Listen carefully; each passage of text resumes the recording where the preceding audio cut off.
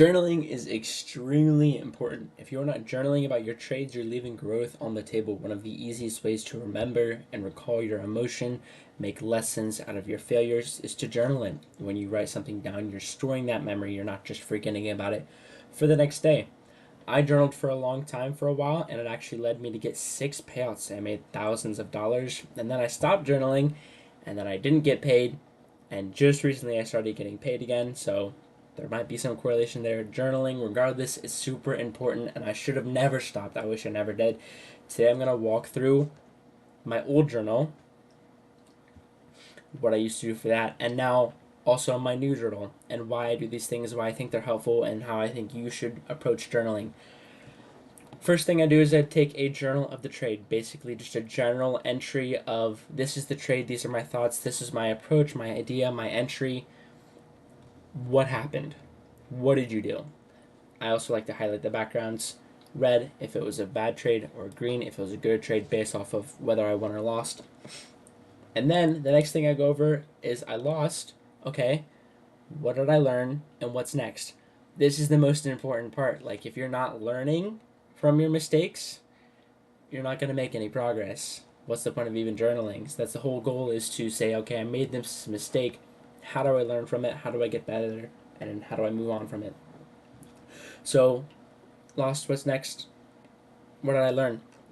I had a picture section in here. I don't do it anymore. It can be helpful if you look back and see your trades. Like, okay, here's how I lost, here's how I won. So, like, for example, here would be like I got stopped out early, waiting until after 9:30 to trade. It's actually a post-it note on my wall now, is wait till 9:30 to trade. And you can see here I got wicked out in this trade. And the next section I had was did you. So, all right, we have this objective, like figure out a macro, for example. My objective would then be, all right, did I follow this objective? So going back through, and next day coming back to the entry and saying, did I complete this process? Maybe it was you overtraded. Did you overtrade this time? Did you follow your rules and not overtrade? Did you not follow strategy? Okay, your next section is filling in, did you follow your strategy? Did you follow this confluence? Did you wait for timing? Whatever it is, this is the accountability part of things. So we can have an entry, we can learn from it, then we can hold ourselves accountable.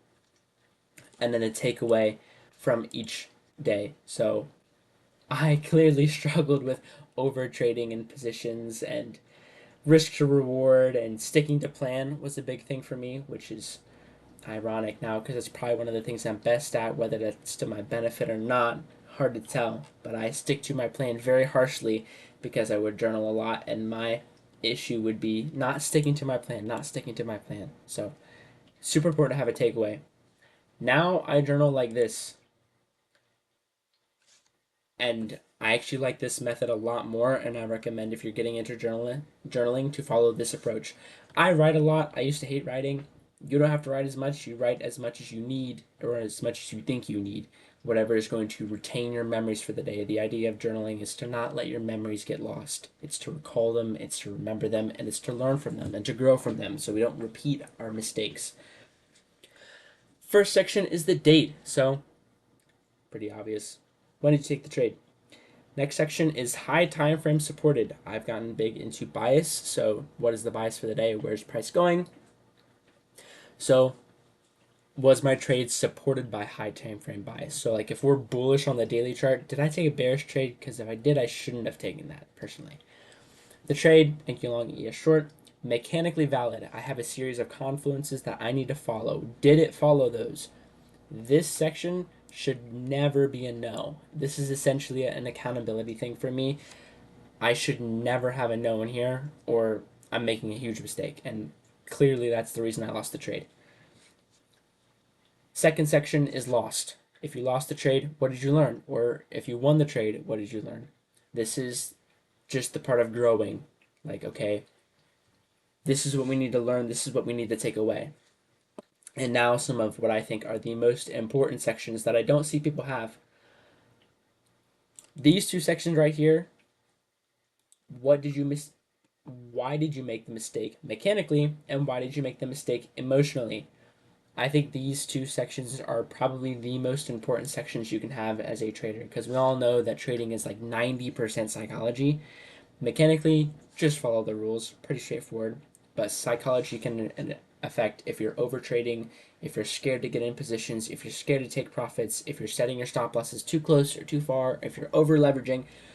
All of those lay into emotions. So separating the two columns and having a mechanical, because mechanical is pretty easy to fix. If you put your stop loss in the wrong spot and you don't know where to put it, obviously you should probably just learn where to put it and then put it there. But emotions are much more of like this journaling psychological journey of this is how I'm thinking, this is how I need to be thinking, this is not a good way to be thinking. And then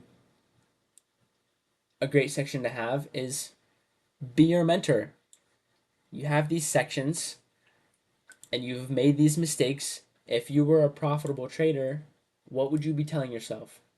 How would you mentor yourself? If you were successful 5 years from now, what would profitable you say to yourself? What do you need to learn from your mistakes? What do you need to do approaching the market in the future in an emotional manner?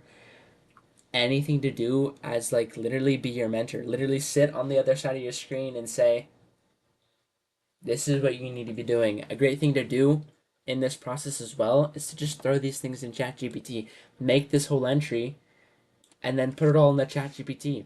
Here's my mistake. Here's what I failed on. ChatGPT, be my mentor. What do I need to fix? What do I need to learn? What do I need to improve on? This is how I'm going to be journaling. I actually have set these goals for myself, little rewards. So after I journal 10 trades, then I can, if I'm profitable, I can get more accounts. Um, Most people quit by this point. Not you, keep going. And little rewards along the line. A new car. After I've made 100 journal trades, yes, I'm going to journal 100 trades. And it's going to take a very long time because I only take a couple trades a month. Um, I think this is the best way to journal. That being said, we know that journaling is the best way to improve as a trader. We know that it is a fast track to success. I've experienced it myself when I was journaling for a while. I started to get paid. I stopped journaling. I stopped getting paid. There was more things in that circumstance, but it's likely that that did play a role. That's why I'm like, I should have never stopped. That's why I'm back at it again. That being said, we know it's helpful. You should take the exact same approach in life. I have a to-do list. It's just little one-word things like bed, gym, whatever I'm doing for the day. That's my to-do list. I write things down. I cross things off. Pretty straightforward. This is my daily reflection. Just as we reflect on our trades and our mistakes and our successes and what we should take away from it, and we know that that's going to yield better results, do it for life too. I have 4 different things I hit in here. Number 1 is going to be successes, wins. What did I do good today? What did I succeed in today? Number 2 is going to be losses. What did I do poorly today? Did I make mistakes? Was I lazy on something? Did I miss something? Did I forget something? Mistakes. We need to learn from our mistakes or else we're not going to be better. Number 3 is going to be mental capital. What am I thinking about? What's on my mind? Just kind of clearing my head space before I go to bed. Like, this is what's absorbing my thought process, being self aware. Number 4, most importantly, how's my relationship with God? So, where is He working in my life? Where do I need to be working more on my relationship with Him in my life? Whatever the case may be, how's my relationship with God, prayer life, anything, anything. We know journaling works for trading, so you should do it in life too.